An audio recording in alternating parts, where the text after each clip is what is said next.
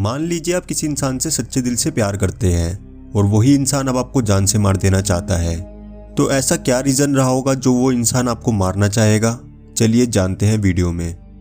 Movie की starting में हम बॉबी को देखते हैं जो कि अपने बॉयफ्रेंड कायो को काफ़ी ज़्यादा मिस कर रही है, बिकॉज कायो काफ़ी दिनों से उससे मिल नहीं पाया, इसलिए वो कायो को मैसेज भी कर रही थी। तभी हम देखते हैं कायो छुपके से आकर उसे सरप्राइज़ दे देता है और उसे शादी के लिए प्रपोज भी कर देता है।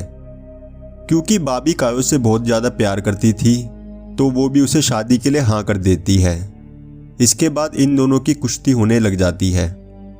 नेक्स्ट सीन में हम देखते हैं बॉबी अपनी शादी के लिए ड्रेस ले रही है। तभी उसकी फ्रेंड उससे पूछती है, क्या तुम पूरी लाइफ कायो के साथ बिताने के लिए तैयार हो? तो बॉबी उसका रिप्लाई करते हुए बोलती है, हाँ मैं पूरी लाइफ कायो के साथ बिताने के लिए तैयार हूँ। इसके बाद उसकी फ्रेंड बोलती है, मेरी बस की नहीं है पूरी लाइफ एक इंसान के साथ बितानी, मुझे तो हर रात एक नया लड़का चाहिए अपनी रातें रंगीन करने के लिए। इस बात को सुनकर हमें पता चलता है बॉबी अपने पुराने टाइम में काफ़ी रंगीन मिजाज की लड़की रही थी और वो आए दिन नए नए बॉयफ्रेंड बनाती थी। लेकिन जब से कायो उसकी लाइफ में आया है तब से वो पूरी तरीके से सुधर गई है। वो अपनी फ्रेंड को भी समझाती है कि तुम्हें भी एक अच्छा लड़का देखकर उससे शादी कर लेनी चाहिए, मगर उसकी फ्रेंड उसकी बातों को इग्नोर कर देती है। ये सारी बातें उनके पीछे खड़ी हुई एक ओल्ड लेडी भी सुन रही होती है। वो ओल्ड लेडी भी सोच रही होगी कि आजकल की लड़कियां कितनी ज़्यादा बिगड़ गई है, वरना हमारे टाइम में तो हम लड़के की फ़ोटो देख के ही उसे शादी के लिए हाँ कर देते थे। इसके बाद हमें पता चलता है बॉबी कायो की गर्लफ्रेंड होने के साथ साथ उसकी बिजनेस पार्टनर भी है, जो कि कायो की तरफ से होने वाले ट्रांजैक्शन का ख्याल रखती है। आज कायो की कोर्ट में हियरिंग है, इसलिए बॉबी जब अपने असिस्टेंट के साथ कोर्ट जा रही होती है तो उसे रास्ते में एक बाइक दिखाई देती है और उस बाइक को देखकर उसको उसके पुराने दिन याद आ जाते हैं। एक टाइम ऐसा था जब उसे बाइक चलानी काफ़ी ज़्यादा अच्छी लगती थी, लेकिन बढ़ती उम्र के साथ साथ अब उसे बाइक चलाने से डर लगने लग गया है। अब बॉबी कोर्ट में आ गई थी, लेकिन कायो अभी तक कोर्ट में नहीं पहुंच पाया था, तो उसे काफ़ी ज़्यादा टेंशन हो रही थी। इतने में जजेस भी कोर्ट में आ गए थे। एक जज को देखकर बॉबी का दिल उस जज पर आ जाता है और ये जज दिखने में काफ़ी ज़्यादा स्मार्ट था। तभी वहाँ कायो भी आ जाता है और उसकी हियरिंग शुरू हो जाती है। इस जज का नाम मार्कोस है और जो एलिगेशन कायो की कंपनी पर लगे हैं वो ये है, मेलागोल्ड नाम की कंपनी जो कि कायो की कंपनी के साथ पार्टनरशिप में है, उसने फ्रॉड किया है, जिसकी वजह से कायो की कंपनी को कोर्ट की तरफ से नोटिस मिला था। इसके बाद कायो जज को थोड़े बहुत सबूत दिखाता है, जिसे देखने के बाद जज को मालूम हो गया था कि कायो की कंपनी ने कोई भी फ्रॉड नहीं किया है। तो जज उसकी कंपनी को बाइज्जत बरी कर देता है, जिसकी वजह से कायो काफ़ी ज़्यादा खुश हो गया था। लेकिन बॉबी का ध्यान तो सिर्फ जज मार्कोस पर था, तो वो कुछ भी रिएक्ट नहीं करती। कायो को कंपनी के काम की वजह से दूसरे शहर जाना था, तो वो बॉबी को गुड बाय बोलकर दूसरे शहर के लिए निकल जाता है। इसके बाद हमें पता चलता है अगले दिन बॉबी की बैचलर पार्टी होने वाली है, तो वो उस पार्टी में अपने असिस्टेंट को भी इनवाइट करती है, जिसका नाम टियागो है, जो कि उसका बेस्ट फ्रेंड भी है। लेकिन टियागो उस पार्टी में आने से मना कर देता है।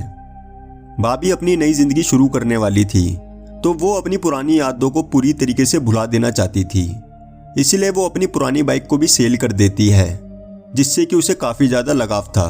अब हम बैचलर पार्टी का सीन देखते हैं, जिसमें सिर्फ लड़कियां ही थी, जिसमें एक नंगा लड़का उनके सामने डांस करे जा रहा था और ये लड़कियां उसे देखकर एंजॉय कर रही थी। इसके बाद ये सारी लड़कियां बॉबी को गिफ्ट्स देती हैं, लेकिन एक गिफ्ट में बॉबी को कुछ ऐसा मिल जाता है जिसे देखकर बॉबी पूरी तरीके से टूट जाती है। इस गिफ्ट में कायो की कुछ ऐसी तस्वीरें थी जिसमें वो किसी दूसरी लड़की के साथ फिजिकल होता हुआ दिखाई दे रहा था।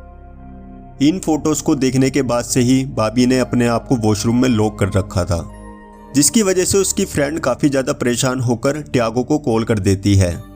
थोड़ी ही देर में टियागो वहाँ आ गया था। टियागो उसे थोड़ा बहुत कन्विंस करता है और बॉबी बाथरूम से बाहर आ जाती है। लेकिन बॉबी अब कायो से बदला लेना चाहती थी। बदले की चाहत उसे कायो के ऑफिस में ले आती है। दरअसल बॉबी कायो के ऑफिस में इसलिए आई है ताकि वो उस लड़की के बारे में जान सके जिसकी फ़ोटो उसने कायो के साथ देखी थी, मगर वहाँ पर जो सिक्योरिटी गार्ड था वो उन तीनों को अंदर आने नहीं दे रहा था। तो ये तीनों उसे कन्विंस करने में लग जाते हैं और उसे बोलते हैं कि बाबी और तुम्हारे मालिक की शादी थोड़े ही दिनों में होने वाली है, इसलिए बाबी तुम्हारे बॉस के लिए कुछ सरप्राइज लेकर आई है, इसलिए तुम हम तीनों को अंदर जाने दो ताकि हम तुम्हारे बॉस के लिए सरप्राइज रख सके।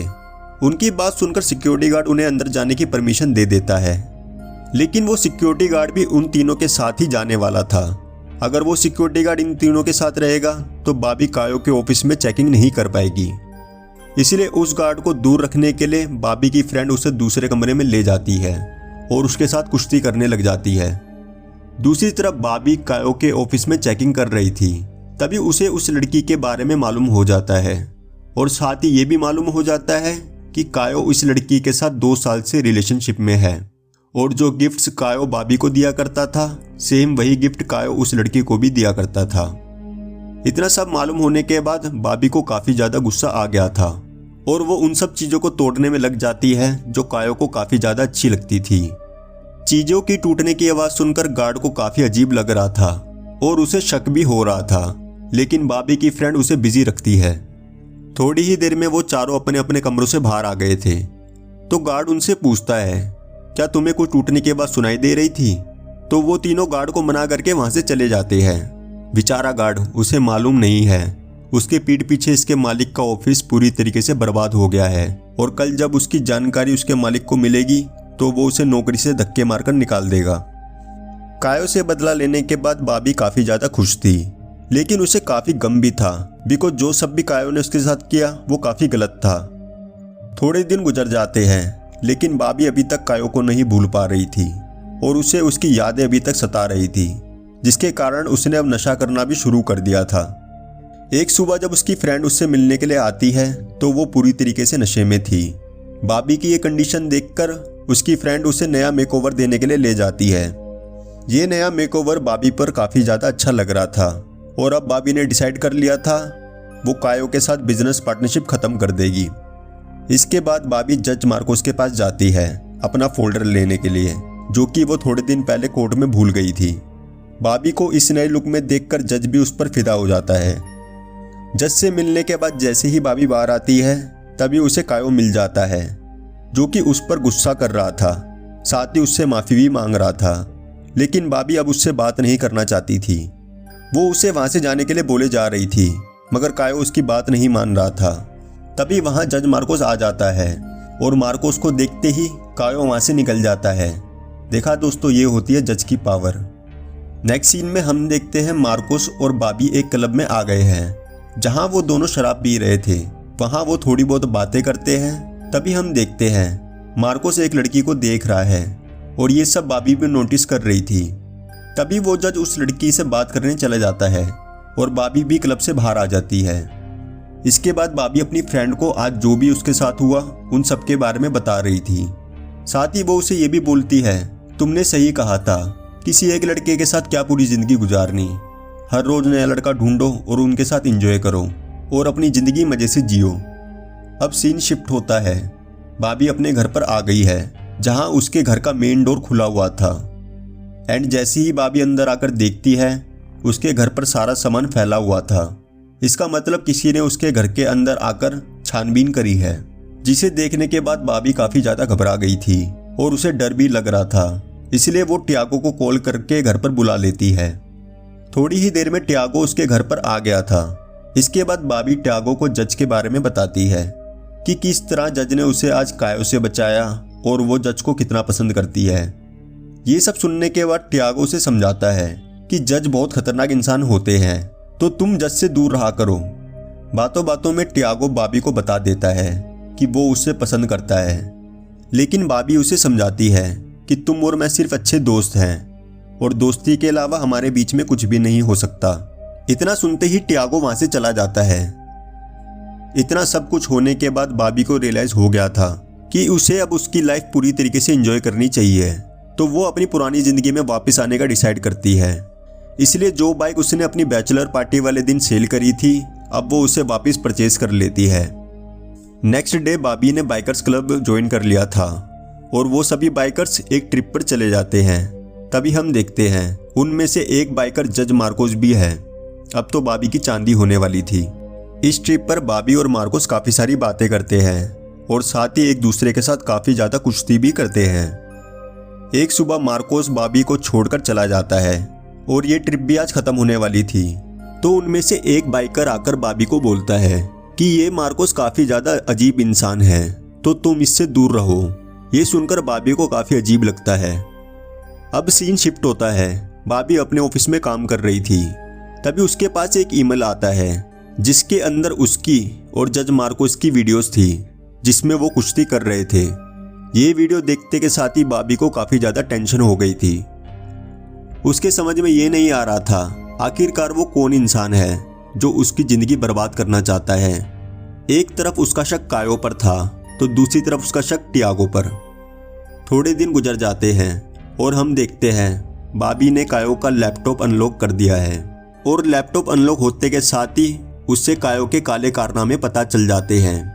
जिस फ्रॉड की वजह से कायो की कंपनी कोर्ट में गई थी, असल में वो फ्रॉड कायो ही कर रहा था, वो भी किसी दूसरी कंपनी के नाम से। अब बॉबी के पास काफ़ी अच्छा मौका था कायो से बदला लेने का, लेकिन एक टाइम ऐसा भी हुआ करता था जब बॉबी कायो से बहुत प्यार करती थी तो वो कायो से बदला नहीं लेती। उसी टाइम बॉबी के ऑफिस पर मार्कोस उसे डेट के लिए इनवाइट करता है। अगले सीन में बॉबी मार्कोस के घर पर पहुंच जाती है जहां पर वो काफ़ी ज़्यादा एंजॉय करते हैं और काफ़ी सारी कुश्ती भी करते हैं। अब बॉबी ने मार्कोस के साथ ही रहना शुरू कर दिया था। एक रात वही औरत मार्कोस से मिलने के लिए आती है जिसे हमने मूवी की स्टार्टिंग में क्लब के अंदर बैठा हुआ देखा था। इस लेडी का नाम पोला है और वो मार्कोस की वाइफ हुआ करती थी। पोला बॉबी को काफ़ी उल्टा सीधा बोले जा रही थी एंड जैसे ही बॉबी को पता चलता है मार्कोस शादीशुदा आदमी है और ये बात उसने बॉबी से छुपाई है तो उसे काफ़ी ज़्यादा गुस्सा आ जाता है। वो अपनी बाइक लेकर वहाँ से निकल जाती है। बॉबी गुस्से में बहुत तेज़ी से बाइक चला रही थी जिसकी वजह से उसका एक्सीडेंट हो जाता है। अब बॉबी को हॉस्पिटल में एडमिट करवा दिया गया था। थोड़े दिन उसका ट्रीटमेंट चलता है और वो पूरी तरीके से सही होकर अपने घर पर आ जाती है। तभी उसके घर पर मार्कोस भी आ जाता है। दरअसल मार्कोस यहाँ उससे माफ़ी मांगने के लिए आया था और उसे अपनी सिचुएशन को एक्सप्लेन करने के लिए भी। ये दोनों हॉस्पिटल आ गए थे जहाँ बॉबी को पता चलता है मार्कोस की एक 4 साल की बेटी है जिसे किसी तरीके की बीमारी है। दरअसल ये बीमारी उसकी बेटी को पोला की लापरवाही की वजह से हुई थी।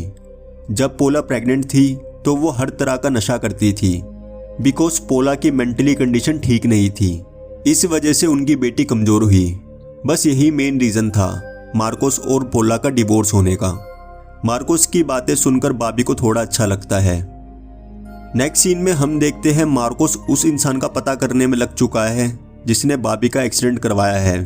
वो अपने असिस्टेंट से कुछ ऐसी चीज़ें मंगवाता है जिससे कि वो बॉबी के आसपास रहने वाले इंसानों पर नज़र रख सके।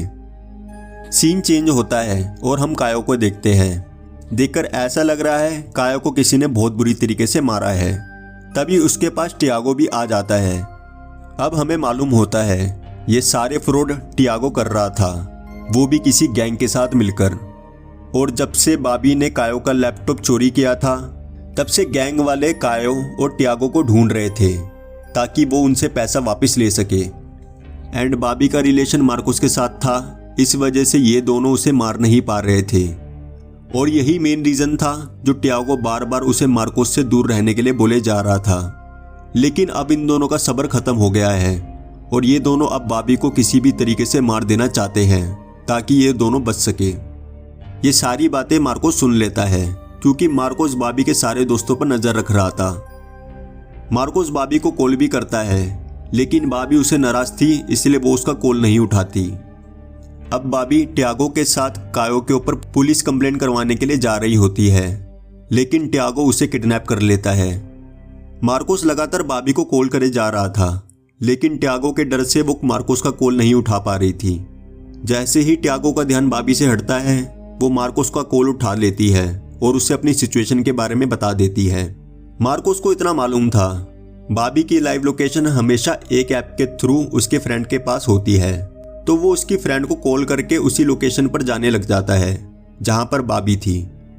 टियागो बॉबी को एक अंधेरे जंगल में ले आया था। देखकर तो ऐसा लग रहा है आज बॉबी का आखिरी दिन होने वाला है। कायो बॉबी के लिए गड्ढा खोद रहा था। इट्स मीन इन दोनों की प्लानिंग बॉबी को जान से मार डालने की है।